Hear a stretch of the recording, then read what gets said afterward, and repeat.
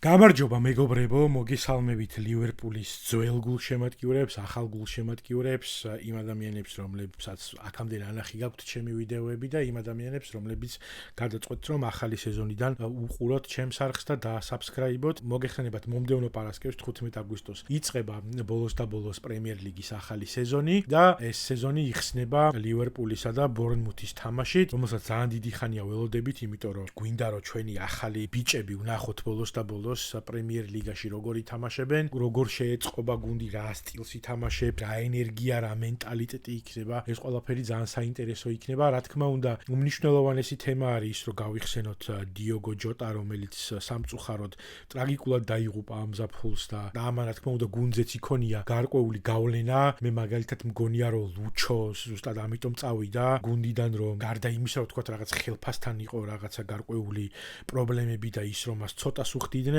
ფსიქოლოგიურად ალბათ მისთვის ძალიან ძნელი იქნებოდა, რომ რაღაცა ტრამვა ჰქონოდა ამ გუნდთან მიმართებაში და მისთვის მნიშვნელოვანი იყო, რომ რაღაცა ახალ გარემოში გადასულიყო, ახალი მეგობრები გაეჩინა, ახალი გამოწვევები ენახა და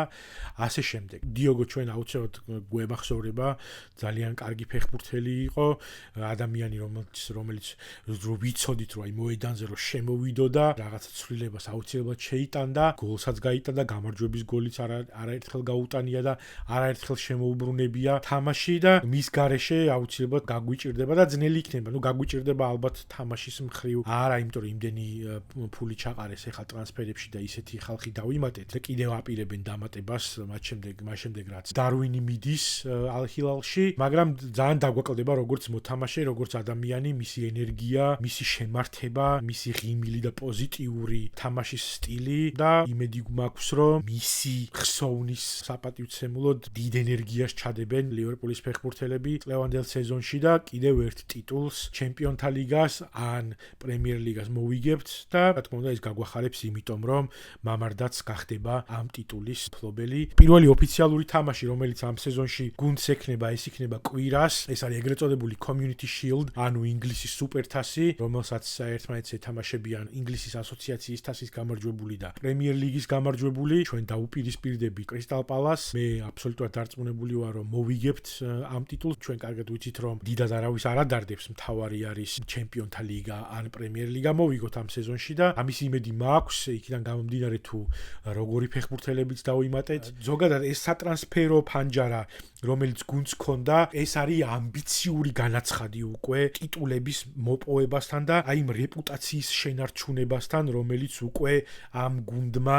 მოიპოვა ამ ახალ ერაში, მას შემდეგ რაც მთლიანად დასრულდა როგორც ესეთი ლივერპულის პროექტის მშენებლობა. ხო, ჩვენ გვახსოვს წარუმატებელი 30 წლიანი მშრალი პერიოდი, როდესაც ჩვენ გუნდს არ ქონა მოგებული პრემიერ ლიგა, კლოპმა მოიგო არა მარტო პრემიერ ლიგა, არამედ ყველაფერი და ეს გუნდი მაინც რაღაცნაირად რომანტიზებული გუნდი იყო, რომელიც თავისი სახელით და თამაშის სტილით და შემართებით, ენერგიით, ისტორიით გრანდი იყო, რა თქმა უნდა, მაგრამ აი თქვათ, ბევრ ფულს რომ ყრიან და დიდი ინვესტიცია რო იდება, ესეთ გუნდებს მაინც ვერ უწევდა კონკურენციას. მიუხედავად იმისა, რომ მაგალითად 100 ქულა მოვიპოვეთ ერთ სეზონში და მაინც ვერ მოვიგეთ პრემიერ ლიგა, იმიტომ რომ 101 ქულით მოგვიგეს მენავთობე ბიჭებმა, ანუ მანჩესტერ სიტიმ, გრანდისმიერი სტაბილურობა იქნებოდა განპირობებული იმითი თუ მეტი და მეტი ინვესტიცია ჩაიდებოდა გუნდში. ხო, ჩვენ გვახსოვს, რომ იქ რაღაცა დიდი ფული თუ იხარჯებოდა ტრანსფერში, ერთი ან ორი ხდებოდა ეს, ხო? და მე ვთქვათ, ვიღაცა მოგვყავდა არაცნობილი ფეხბურთელი, არაგრანდი ფეხბურთელი, რომელიც მე ლივერპულის თამაშის სტილიდან გამომდინარე, მწვრთნელებიდან, მუშაობიდან გამომდინარე ხდებოდა ისეთი ადამიანი, რომელიც უკვე ვარსკვლავებს წყვეტდა მსოფლიო ფეხბურთში. ხო, ჩვენ გვახსოვს იგივე მოსალა, რომელიც 40 მილიონად მოვიდა რომადან და ბევრს უყვირდა, რომ რას გააკეთებდა ეს კაცი, მაგრამ ჩვენ ვხედავთ, რომ ის არის პრემიერ ლიგის ისტორიაში საუკეთესო ვინგერი. ჩვენ გვახსოვს სადიო მანე, ბობი ფირმინო, რომელიც 14 მილიონი ღირდა და ასე შემდეგ და ასე შემდეგ. დიდ ფულს არ ხარჯავდა ლივერპულის მფლობელები და შესაბამისად ეს ალბათ რაღაცა ეტაპობრივი ბიზნეს გადაწყვეტილება იყო, გუნდი ააშენეს სპორტული დირექტორის და სხვადასხვა მიდგომების მიხედვით მოყავდა მხოლოდ ისეთი ფეხბურთელები, რომლებზეც შეიძლებოდა დაფუძნებული იყო სტაბილურად მოთამაშე, კარგად მოთამაშე გუნდი და ახლა უკვე აი ამ აშენებულ, დასრულებულ პროექტში უკვე შემოიყვანეს ისეთი ფეხბურთელები, მაგალითად ფლორიან ვირცის, ფრიმპონგის, ეკეტიკეს სახით, მამარდაშვილის სახით თუნდაც, რომლებიც უკვე აი ამ პროექტს გადაიბარებენ, იმიტომ რომ თქვათ ჩვენ თუ რაღაცა თაობათა ცვლილება მოგვიწევს რაღაც მომენტში, სალა წავა 2 წელიწადში სავარაუდოდ, იმიტომ რომ მე დიდი იმედი მაქვს რომ მას დაამთავრებინებენ კარიერას ლივერპულში, მაგრამ სავარაუდოდ 2 წელიწადში წავა, როდესაც ეს ამოეწურება ეს კონტრაქტი, თუმცა ეს მომდევნო 2 წელიწადი ძალიან მინდოდა რომ დარჩენილიყო და გაეფორმებინა ახალი კონტრაქტი და ძალიან გამიხარდა და შესაბამისად ჭირდება ვიღაცა ხალხი, რომელიც შეცვლის ამას. ხო, აი მაგალითად ჩვენ ნაცვლება ნახევარდაცვის ძალიან კარგად მოხდა გრავენბეხის, საბოსლაის, მაკალისტერის მხრიდან, იქ დიდი როტაცია იყო, ხო? ხანდახან გვიჭირდა ხოლმე რაღაც მომენტში ნახევარდაცვაში, მაგრამ ეხლა ძალიან ძლიერი ნახევარდაცვა ყავს, ამას დაემატა რა თქმა უნდა ვირციც და ჩემი აზრით ერთ-ერთი საუკეთესო გუნდი იქნება ლივერპული უკვე მომდევნო რამდენიმე სეზონის განმავლობაში, რომელსაც არ შეეტყობა ეს თაობათა ცვლა და ეს დასრულებული პროექტი იქნება პროექტი, რომელიც მაგალითად არ ჩამოიშლება ისე როგორც ჩამოიშალა მანჩესტერ იუნაიტედი და უკვე რამდენიმე წელი არის ამ გუნდის ახლიდან აშენებას ცდილობენ და წარუმატებლად რაღაცა ცუდი გადაწყვეტილებები და ასე შემდეგ ჩვენ ხედავთ რომ პირიქით ჩვენთან ეს ყველაფერი კარგად ვითარდება ამ პროექტის და მომდევნო ამბიციების ნაწილი არის რა თქმა უნდა მამარდა ეს არის უდიდესი სიხარული ქართველი გულშემატკივრისთვის როგორც ლივერპულის გულშემატკივრისთვის ეს არის საოცარი შეგრძნება, რომ ჩემი თანამემამულე ითამაშებს ჩემს საყვარელ გუნდში და ესეთ ისტორიულ და ესეთ უძლიერეს გუნდში, ესეთი სახელის მქონე გუნდში და დიდი იმედი მაქვს, რომ მამარდაც მოიგებს. მე აბსოლუტურად დარწმუნებული ვარ, რომ მომდევნო წლებში მინიმუმ 1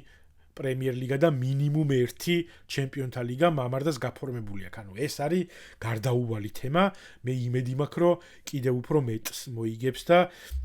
ის გახდება ღირსეული მემკვიდრე ალისონის, რომელიც ძალიან მიყვარს, რომელიც ძალიან უყვარს ლივერპულის გულშემატკივარს, იმიტომ რომ ის საუკეთესო ფეხბურთელი არის, საუკეთესო მეკარე არის, რომელმაც სასწაულები მოახდინა ძალიან ბევრ თამაში, ერთხელ იყო რომ პირდაპირ ჩემპიონთა ლიგაზეც გაუყვანა, იმიტომ რომ გოლი გაუტანა West Bromwich და მოკლედ ლეგენდარული ფეხბურთელის მემკვიდრე უნდა გახდეს მამარდა და მე მწამს რომ ის აუცილებლად იქნება ადამიანი და სპორტსმენი და ფეხბურთელი, რომელიც გვასახელებს როგორც ქვეყანას და ბევრი ადამიანის და ბევრი ქართველი სპორტსმენის, ბევრი ქართველი ფეხბურთელის ინსპირაცია იქნება იმისთვის, რომ უფრო წინ და წინ წავიდეს ქართული ფეხბურთი და აი ამ დონის გუნდებში თამაში, რასაც ჩვენ ახლა ვნახულობთ, რომ ბევრი, მათ შორის ბევრი სხვა ქართველი ფეხბურთელიც კვარაზე აღარ ვლაპარაკობ ახლა რა თქმა უნდა და მიქა უტაძეზე და ეს ყველაფერი გასაგებია, მე აი ამ ბაზით და მათ შორის პირველ რიგში მამარდათი, იმიტომ რომ მე ჩემი აზრით გეტყვით, რომ ესეთი მონუმენტურობის მქონე ტრანსფერი ქართული ფეხბურთის ისტორიაში არ ყოფილა. მე კარგად მესმის რომ თქვათ კვარა სერია მოიგო, სერიას 30 წლიანი პაუზის შემდეგ მოაგებინა, ხო? ნაპოლის გახდა MVP სერიასი და ეს გასაგები არის და ნაპოლიში მარადონა თამაშობდა და ასე თუ ისე, მაგრამ აი ლივერპულში რომ მეკარე არის დარაჯი, აი უნიკალ, ერთ-ერთი ყველაზე დიდი კონკურენციის მქონე პოზიცია მეკარე, ხო? ანუ ერთი კაცია რა, რომელიც მთელი სეზონი დგას, თუ რაღაცა ისეთი არ მოხდა. და აი ესეთ გუნდში, ესეთ მონუმენტურ გუნდში, ესეთ გრანდიოზულ გუნდში, აი ესეთი მონუმენტური და გრანდიოზული პოზიციის და ნიჭის და არ ვიცი გაქანების მქონე ფეხბურთელი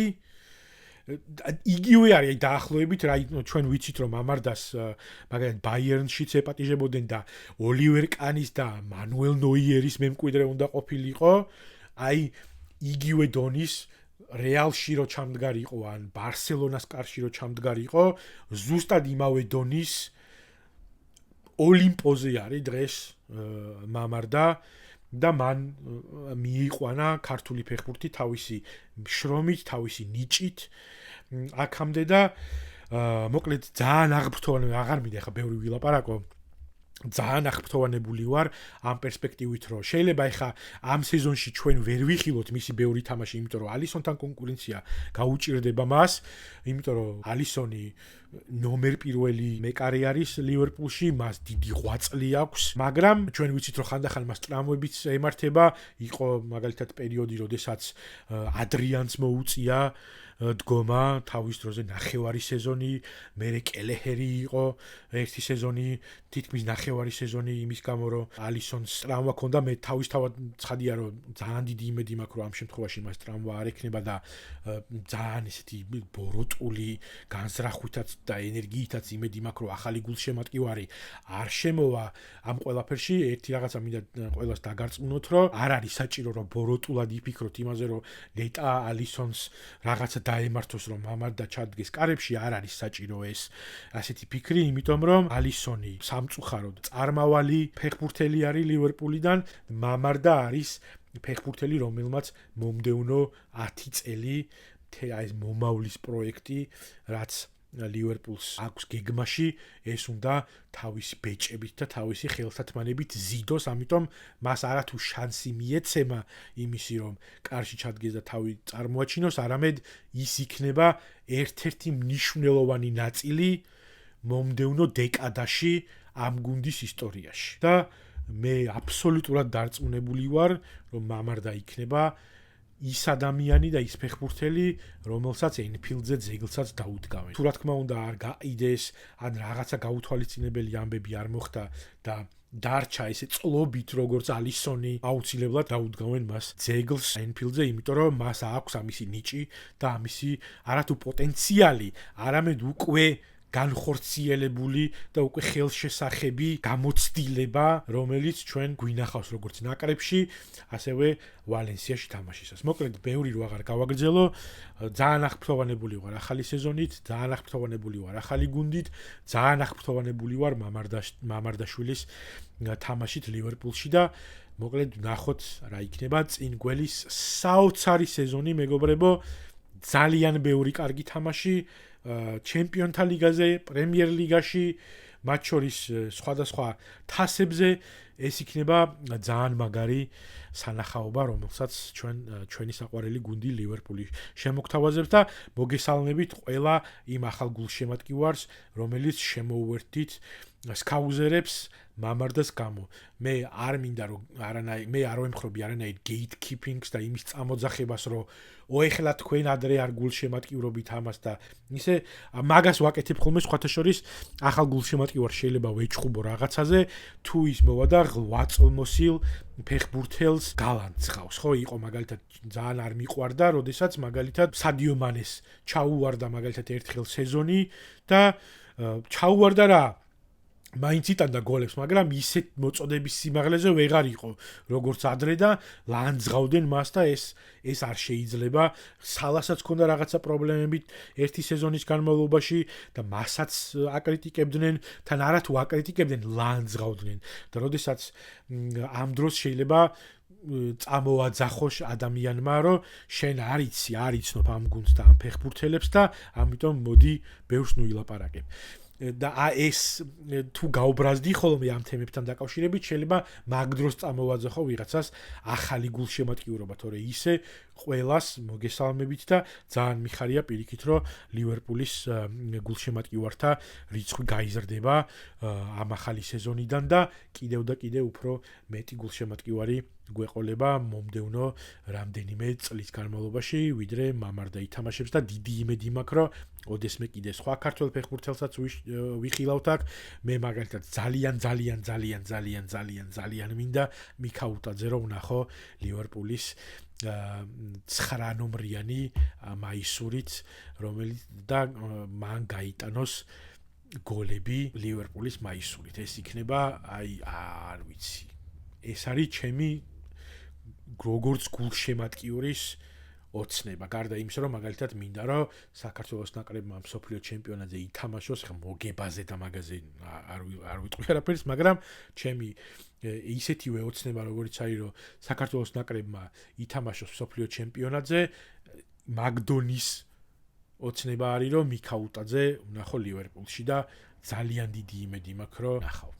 მოკლედ დიდი მადლობა კიდევ ერთხელ და აბა ჩვენ ვიცით.